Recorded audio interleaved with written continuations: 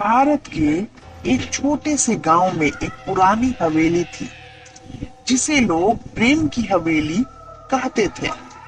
इस हवेली के बारे में कहा जाता था कि वहां एक प्रेमी भूत रहता है जो अपनी पिछले जन्म की प्रेमिका की तलाश में है।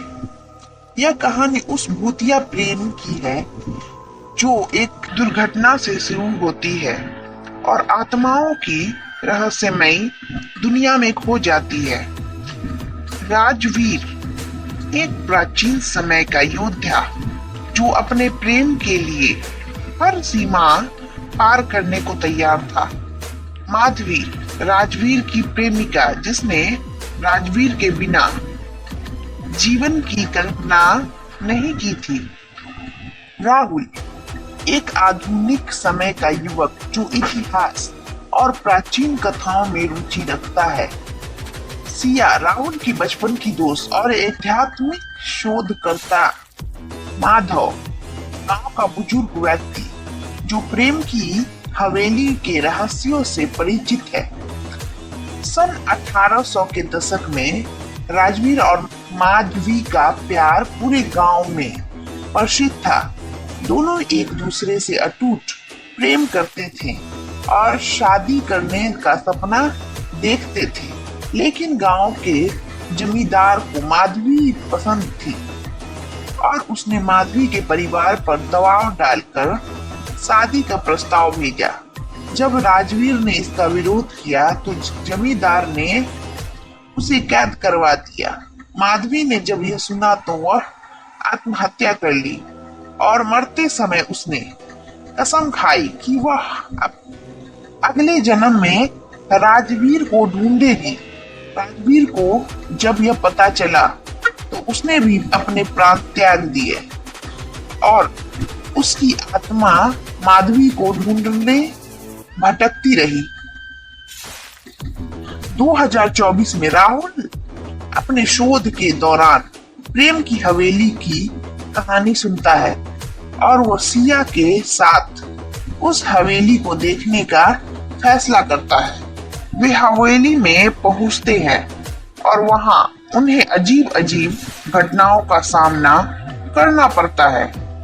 हवेली के अंदर उन्हें पुराने दस्तावेज और चित्र मिलते हैं जो राजवीर और माधवी की प्रेम कहानियों को बनाया करते हैं।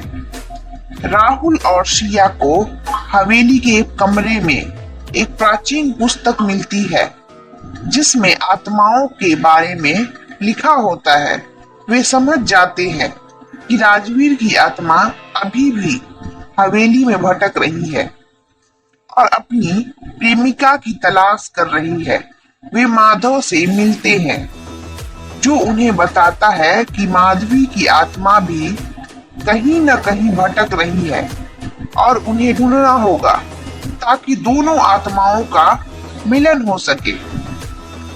राहुल और सिया माधव की मदद से आत्माओं की खोज में जुट जाते हैं। वे माधवी की आत्मा को बुलाने के लिए अनुष्ठान करते हैं। अनुष्ठान के दौरान हवेली में अजीब अजीब घटनाएं घटित होने लगती है।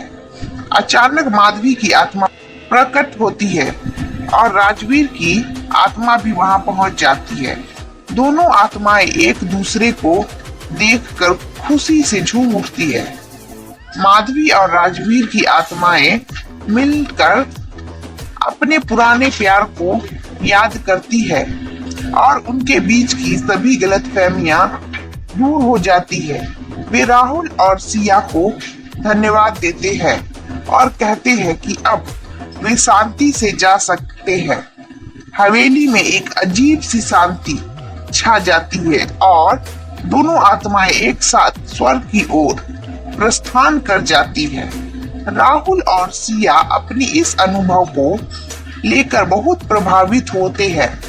वे गांव लौटकर लोगों को बताते हैं कि प्रेम की हवेली अब भूतिया नहीं रही बल्कि एक पवित्र स्थान बन गई है जहां प्रेम की शक्ति को महसूस किया जा सकता है।